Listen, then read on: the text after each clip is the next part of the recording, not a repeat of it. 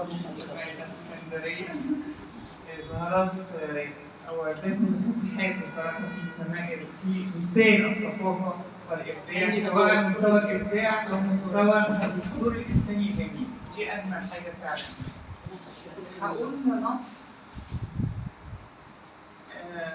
في كلمة منتشرة في الفترة اللي فاتت مع الأحداث الأخيرة، وهي خلاص ما عادش في أمة عربية، خلاص ما عادش في دولة فلسطينية، خلاص ما عادش في نهضة اقتصادية.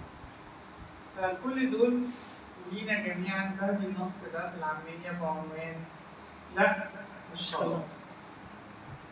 لا مش خلاص، ولا عمرها هتكون كده.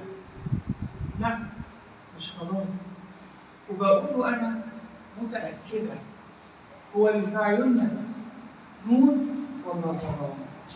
ولا اللي في عروقنا لهيب ولا ميزان؟ هو اللي كنا بنحلمه مات ولا ايه؟ ولا التحدي في طبعنا راحت عليه؟ لازم تعافر يا بني آدم عنيد، لازم تقع ولازم تقوم، تسلب إرادتك من جديد. لازم نخوض ويا الحياة 100 معركة و100 مشكلة علشان نكون أقوى من الأيام وأقوى من عذاب الأسئلة.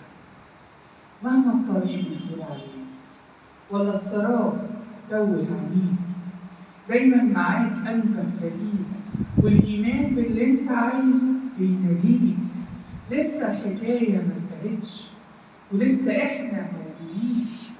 لسه النهار رح يجي بكرة، ولسه رح تيجي السنين. لسه البداية ممكنة، ولسه اللي جاي في عمرنا، ولسه قدرنا ما نعرفوش. هو احنا كان يخطر في بالنا إن ده مكتوب لنا. آخر المشوار نهاية. فرحة الأحلام في إنك بتناديها وتبني فيها، وكل مرة تضيع وتهرب وتلاقيها. قيمة الأحلام في إن يكون في حاجة تقلقك وتشوقك، حاجة مجهولة تعوزها، فرحة تستنى تشوفها مهما عمرك يسبقك. اوعى تتمنى تحقق كل حلم حلمت بيه.